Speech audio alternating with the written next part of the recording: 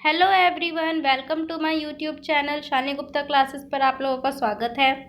आज हम class 10th की न्यू बुक पढ़ने जा रहे हैं, ज्योग्राफी, जिसका नाम है समकालीन भारत भाग 2। ये हमने सीबीएसई बोर्ड एनसीईआरटी बुक से लिया है, चैप्टर नंबर 1, जिसका नाम है संसाधन एवं विकास। आई होप कि आप लोगों को संसाधनों के बारे में मालूम होगा, क्योंकि हम 8th क्लास में और 9th क्लास में बहुत ही अच्छे से इसके बारे में पढ़कर आए हैं कि संसाधन क्या होते हैं और विकास क्या होती हैं। ठीक है, तो हम इसको और भी अच्छे से एक्सप्लेनेशन के साथ इस क्लास में पढ़ेंगे। तो आइए हम स्टार्ट करते हैं। तो जैसे कि आप लोगों को मालूम ही है कि संसाधन क्या होता है ना। तो आप अपने आसपास देखिए, हमारे पर्यावरण में उपलब्ध जितनी भी वस्तुएं हैं जो हमारी ज़रूरत को पूरा करने के लिए उपयोग में लाई जाती है, वो क्या है? वो एक संसाधन है। लेकिन शर्त ये है कि उन संसाधनों को यूज़ करने के लिए हमारे पास प्रौद्योगिकी उपलब्ध हो। ठीक है, यानी कि टेक्नोलॉजी हो। जैसे कि एग्जाम्पल के लिए, जैसे ज़मीन में तेल है और उसे निकालने के लिए अगर हमारे पास कोई इक्विपमेंट या फिर कोई टेक्नोलॉजी वगैरह, कोई प्रौद्योगिकी नहीं है, तो वो कोई संसाधन नहीं कहलाएगी। ठीक है, अगर हमारे पास टेक्नोलॉजी है उसे निकालने के लिए, तब वो एक संसाधन कहलाएगी। एग्जाम्पल के तौर पे लिया जाए जैसे पेट्रोल और कोयला। ठीक, अब देखिए संसाधन के प्रकार। संसाधन के कितने प्रकार होते हैं? तो पहला, उत्पत्ति के आधार पर, समाप्यता के आधार पर, स्वामित्व के आधार पर और विकास के स्तर के आधार पर। तो उत्पत्ति के आधार पर जैसे जैव और अजैव के बारे में पढ़ेंगे इसके अंदर। समाप्यता के आधार पर पढ़ेंगे नवीकरणीय योग्य और अनवीकरणीय योग्य संसाधन के बारे में। स्वामित्व के आधार पर पढ़ेंगे इसमें व्यक्तिगत, सामुदायिक, राष्ट्रीय और अंतर्राष्ट्रीय संसाधनों के बारे में पढ़ेंगे। और विकास के स्तर के आधार पर इसमें हम पढ़ेंगे संभावी, विकसित, भंडार और संचित कोश के बारे में पढ़ेंगे। ठीक है, तो चलिए आइए हम आगे स्टार्ट करते हैं। यह आपको ये चार्ट दे रखा है एक छोटा सा, ये देखिए। संसाधन, ये जो संसाधन है कितने प्रकार के होते हैं? 2 प्रकार के, पहले प्राकृतिक, दूसरा मानवीय। ठीक है, तो प्राकृतिक में भी कितने प्रकार के होते हैं? नवीकरणीय योग्य और अनवीकरणीय योग्य। नवीकरणीय में भी 2 प्रकार के, सतत और जैव। जैव में 2 प्रकार के होते हैं, प्राकृतिक वनस्पति, इनकी वन और वन्यजीव। और अनवीकरणीय संसाधन के अंदर इसमें भी 2 प्रकार के, पुनः चक्रीय और अचक्रीय। ठीक है, और मानवीय जो है ये भी 2 प्रकार के होते हैं, संरचना एवं संस्थाएं और मात्रा एवं गुणवत्ता। ठीक है, तो हम इन सब का एक्सप्लेनेशन नीचे बहुत ही अच्छे से हम करते हैं। चलिए आइए, पहला है संसाधनों के प्रकार उत्पत्ति के आधार पर। फर्स्ट है उत्पत्ति के आधार पर। तो उत्पत्ति क्या होता है? किसी भी वस्तु की प्राप्ति होना, है ना, होने कि वो कहाँ से हुई है ये पता करना, कि उसकी उत्पत्ति, कोई भी वस्तु है अगर हमें उसकी प्राप्ति हुई है तो उसकी उत्पत्ति कहाँ से हुई है, वो जिसका जन्म कहाँ से हुआ है। ठीक है, इसके 2 पार्ट है, जैव और अजैव संसाधन। तो जैव संसाधन क्या होता है? एक तरह से लिविंग थिंग मान लीजिए। इसके अंदर आ गया वनस्पति, पशुपालन, मत्स्य जीवन, है ना, प्राणी जात, मनुष्य, ये सभी इसके अंदर आ जाएंगे जैव संसाधनों के अंदर, यानी कि लिविंग थिंग्स के अंदर। और कहा जाए तो इन संसाधनों की प्राप्ति में कहाँ से होती है? जीवों से होती है, इन्हीं सब से। दूसरा है अजैव संसाधन। क्या होता है? इनकी प्राप्ति में कहाँ से होती है? निर्जीव वस्तुओं से, यानी कि नॉन लिविंग थिंग्स से। एग्जाम्पल के लिए, उदाहरण के लिए ये लिया जाए तो चट्टानें और धातुएं, ये क्या है? Non living thing. ठीक है, निर्जीव वस्तुएं, ये हो गई अजैव संसाधन। अब देखिए समाप्यता के आधार पर ये क्या होता है? इसमें आ गए नवीकरणीय संसाधन, अनवीकरणीय संसाधन। नवीकरणीय, इसका अर्थ ये है कि वे संसाधन जिन्हें भौतिक या रासायनिक प्रक्रियाओं या यंत्रों द्वारा दोबारा से बनाया जा सकता है, जैसे कि सौर ऊर्जा और पवन ऊर्जा। अब नवीकरणीय अर्थात इसका मतलब है जिसका एक बार यूज़ करके उसको हम दोबारा से तकनीकों का इस्तेमाल करके उसको दोबारा से हम बना सकते हैं, फिर उसको उपयोग कर सकते हैं। ठीक है, जैसे एग्जाम्पल के लिए सौर ऊर्जा और पवन ऊर्जा। अगर हम देखें, जहाँ पर जब तक सूर्य रहेगा तब तक सौर ऊर्जा भी रहेगा, जब तक पवन हवा वायु रहेगी तब तक पवन ऊर्जा भी रहेगा। ठीक है, अनवीकरणीय संसाधन को अगर हम देखें तो इसका मतलब है कि वो वस्तु जिनका हम एक बार इस्तेमाल कर ले फिर उसके बाद दोबारा उसका इस्तेमाल नहीं कर सकते, उसको कम से कम लाखों वर्ष लग जाते हैं फिर से उसको बनने में। तो आइए पढ़ते हैं, इन संसाधनों को बनाने में बहुत ही लंबा समय लग जाता है। खनिज और जीवाश्म ईंधन इसके उदाहरण हैं। ये संसाधन एक बार प्रयोग के बाद ही खत्म हो जाते हैं। उदाहरण अगर लिया जाए तो उदाहरण के लिए कोयला और पेट्रोल, अगर हम इसका सही तरीके से इस्तेमाल नहीं करेंगे तो क्या होगा, आगे आने वाले टाइम में ख़त्म हो जाएगा। फिर इसको बनाने में, इसको बनने में पता नहीं कितने ही साल लग जाएंगे, कितने ही वर्ष लग जाएंगे। ठीक है, तो इसे कहते हैं अनवीकरणीय संसाधन। अब देखिए, अब क्या है, स्वामित्व के आधार पर।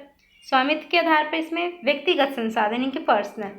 व्यक्तिगत संसाधन क्या होता है ये निजी व्यक्तियों के स्वामित्व में होते हैं। स्वामित्व यानी कि मालिकाना हक। ठीक है, बहुत से किसानों के पास सरकार द्वारा दी गई भूमि होती है, बदले में वे लगान भी चुकाते हैं। देखिए, अब बहुत सारे ऐसे लोग होते हैं, जैसे गांव के लोग गए, किसान हो गए, मजदूर हो गए, इनके पास खुद की ज़मीन नहीं होती और इनको कौन देता है ज़मीन, सरकार देती है। और ज़मीन के बदले उनको क्या चुकाना पड़ता है, सरकार को लगान चुकाना पड़ता है। और शहरों के लोगों को अगर हम देखें तो उनके पास खुद की भूमि होती है, खुद का घर होता है, खुद की प्रॉपर्टी जायदाद वगैरह होती है। ठीक है, खुद के जायदाद के मालिक होते हैं, लेकिन किसानों के पास, मजदूरों के पास नहीं होती। ये होता है व्यक्तिगत संसाधन। ठीक, अब देखिए सामुदायिक स्वामित्व क्या होता है। सामुदायिक स्वामित्व के बारे में पढ़ते हैं। ये संसाधन समुदाय के सभी लोगों के पास उपलब्ध होता है। ये ज़रूरी नहीं है कि अगर ये ये प्रॉपर्टी उसकी है तो उसी का होगा ना, बिल्कुल भी नहीं। जैसे चरण भूमि, शमशान भूमि, तालाब, ये सब जो है ये सब इसके अंदर आ जाते हैं। ठीक है, नगरीय क्षेत्र में सार्वजनिक पार्क, पिकनिक स्थल और खेल के मैदान, ये सब इसके अंदर सामुदायिक स्वामित्व में आते हैं। ठीक है, और इन संसाधनों का उपयोग हर कोई कर सकता है। ठीक, इसी को कहते हैं हम स्वामित्व, इसी को कहते हैं सामुदायिक स्वामित्व।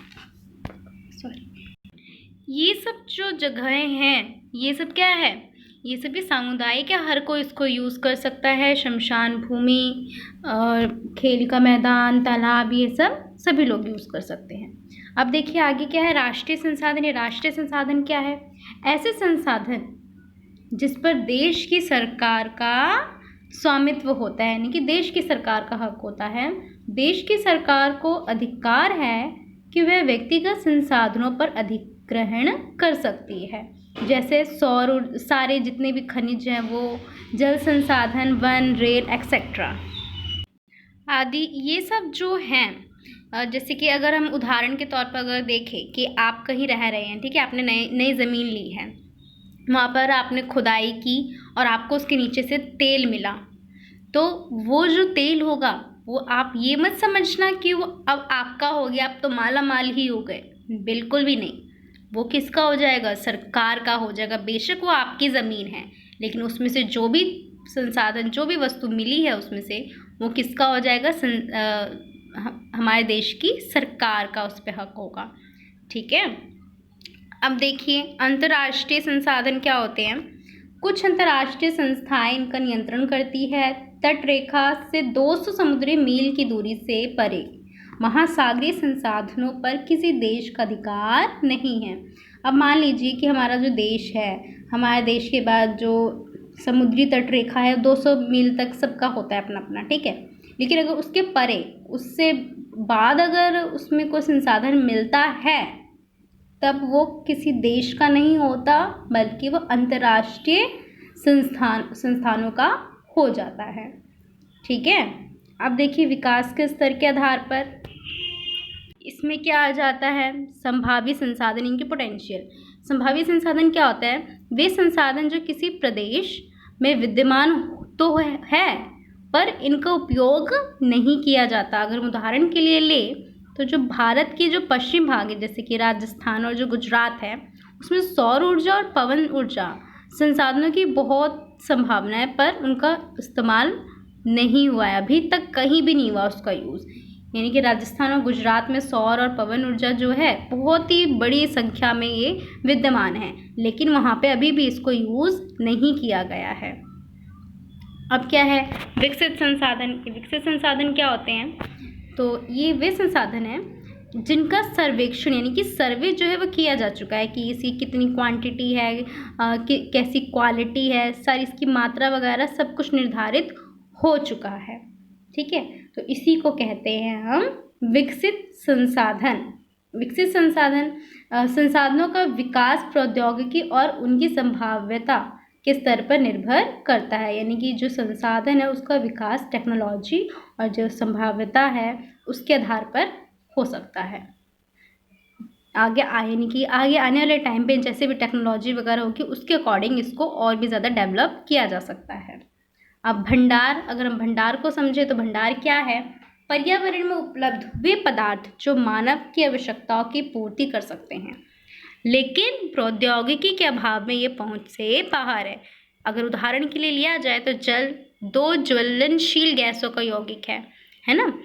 यह ऊर्जा का मुख्य स्रोत बन सकता है, पर अभी इसका इस्तेमाल नहीं किया गया है। क्यों नहीं किया गया है? क्योंकि तकनीकी ज्ञान का अभाव है यहाँ पर।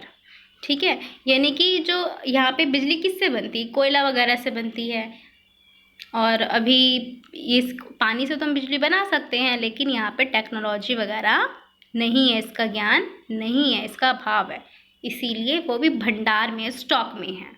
ठीक, अब संचित कोष क्या होता है? संचित एक तरह से सेविंग, ठीक है, सेव किया जाना। यह भंडार का ही हिस्सा है। ये जो संचित कोष है भंडार का ही हिस्सा है। तकनीक द्वारा इन्हें प्रयोग में लाया जा सकता है, लेकिन अभी तक ये शुरू नहीं किया गया है, और इनका उपयोग हो सकता है कि आगे अगर भविष्य में इसकी ज़रूरत पड़े तो इनका इस्तेमाल किया जा सकता है। ठीक है, यानी कि इसको भी सेव करके रखा गया है कि अगर आगे आने वाले टाइम में अगर इसकी ज़रूरत पड़ेगी तो हम इसको यूज़ कर सकते हैं। अब देखिए संसाधनों का विकास। संसाधनों का विकास, अब आपको जैसे कि मालूम ही है कि जो मानव है, मानव ने संसाधनों का उपयोग इतने अंधाधुंध तरीके से किया है जिससे बहुत सारी समस्याएं पैदा हो गई। कौन कौन सी समस्याएं हैं? कुछ व्यक्ति के लालचवश संसाधनों का ह्रास हो जाना, यानी कुछ व्यक्ति ऐसे हैं कि हमें अगर मेरे नेचुरल रिसोर्सेज से बहुत सारी चीज़ें मिल रही हैं तो सोचते नहीं, इसको मॉडिफाई करके ये भी कर सकते हैं, वो भी करना है, ये भी चाहिए, वो भी चाहिए, ये करना है, वो करना है ना। तो उनकी इन लालच की वजह से संसाधनों को बहुत ज़्यादा नुकसान पहुंच रहा है। दूसरा, जो संसाधन हैं वो कुछ लोगों के हाथ में आए, और जिनके हाथ में आए समाज में वो तो अमीर बन गए, और जिनके हाथ में नहीं आए वो गरीब बन गए। इन दो में बांट दिया गया समाज को। ठीक है, और थर्ड पॉइंट क्या है? नेक्स्ट पॉइंट है संसाधनों का शोषण। इसकी वजह संसाधनों का जो लोगों ने अंधाधुंध उपयोग किया, उसका शोषण किया, और इससे क्या हो रहा है कि हमारा जो पृथ्वी है इसमें ओजोन लेयर में छेद हो रहा है, ग्लोबल वार्मिंग हो रही है, और प्रदूषण हो रहा है। ठीक है, ये सारी समस्याएं इससे उत्पन्न हो रही हैं। अब आगे देखिए, अब आगे क्या है? सतत पोषणीय विकास। अब सतत पोषणीय विकास के बारे में आप लोगों ने 8th क्लास में बहुत ही अच्छे से पढ़ा है, पढ़कर आए हैं आप लोग, तो एक बार फिर भी हम समझ लेते हैं इसको। सतत पोषणीय विकास वो विकास हैं जो कि पर्यावरण को बिना नुकसान पहुंचाए हो, और आगे आने वाली जो पीढ़ियां हैं उनको भी इन संसाधनों का लाभ उठाने का मौका मिल सके। कहने का मतलब ये है कि हम अपने पर्यावरण में जितने भी हमें संसाधन मिले हैं उनका उपयोग हम इस प्रकार से करें कि उनको नुकसान भी ना पहुंचे, और इतनी मात्रा में करें कि आगे आने वाली जो पीढ़ियां हैं, जो जनरेशन है, वो भी इसका इस्तेमाल कर सके। ऐसा ना हो कि वो उनको यूज़ ही ना कर सके। ठीक है, अब है रियो डी जेनेरो पृथ्वी सम्मेलन।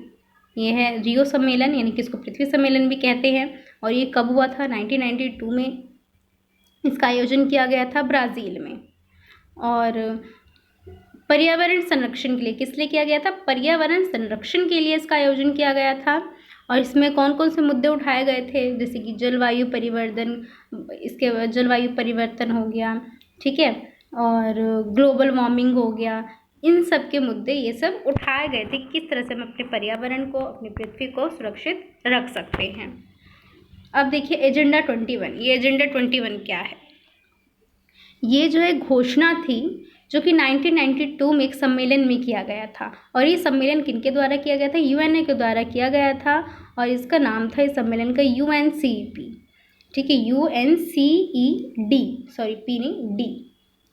और इसका मुख्य उद्देश्य क्या था? सतत विकास को बढ़ावा दिया जाना चाहिए, यानी कि जो सतत पोषणीय विकास था उसमें इस एजेंडा में उसको इम्पोर्टेंस दी गई थी कि इसको बढ़ावा दिया जाना चाहिए। ये था उनका मेन मोटिव।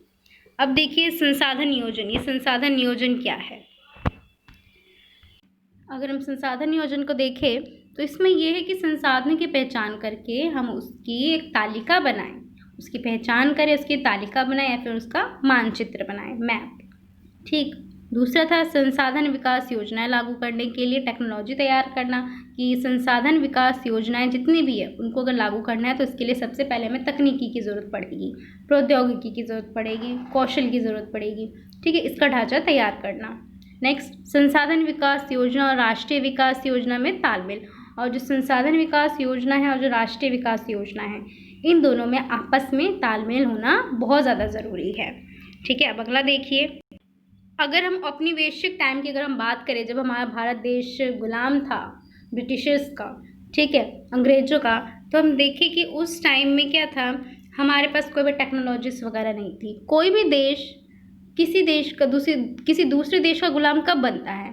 जब उस देश के पास खुद के टेक्नोलॉजी ना हो, टेक्नोलॉजी का अभाव हो, तकनीकी अभाव हो, कौशल ये सब ना हो, ठीक है, ज्ञान वगैरह ना हो, तब बनता है।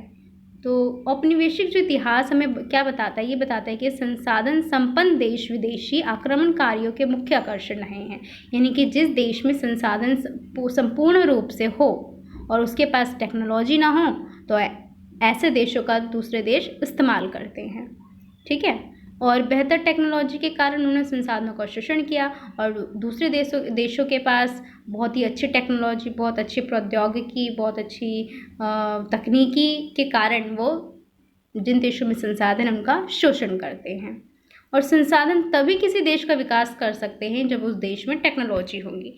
देखिए अगर हमारा जो देश है, अगर हमारे देश में उस टाइम में टेक्नोलॉजीज वगैरह होती तो शायद हम कभी किसी के गुलाम बनते ही नहीं, ठीक है।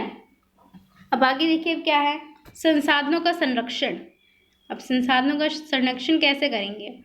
आपको तो जैसे कि मालूम ही है कि जो संसाधन है, संसाधनों का लोगों ने इतनी अंधाधुंध तरीके से उसका यूज़ किया है कि इससे बहुत सारी समस्याएं पैदा हो गई है, जैसे कि पर्यावरण, सामाजिक, आर्थिक, ये सारी समस्याएं पैदा हो गई हैं। और गांधी जी ने ये भी कहा, अपने शब्दों में ये भी कहा था कि हमारे पास लोगों का पेट भरने के लिए तो बहुत है, लेकिन उनकी पेटी भरने के लिए नहीं, उनकी लालच की संतुष्टि पूरी करने के लिए हमारे पास कुछ भी नहीं है, लेकिन उनकी आवश्यकताएं पूरी करने के लिए बहुत कुछ है, ठीक है।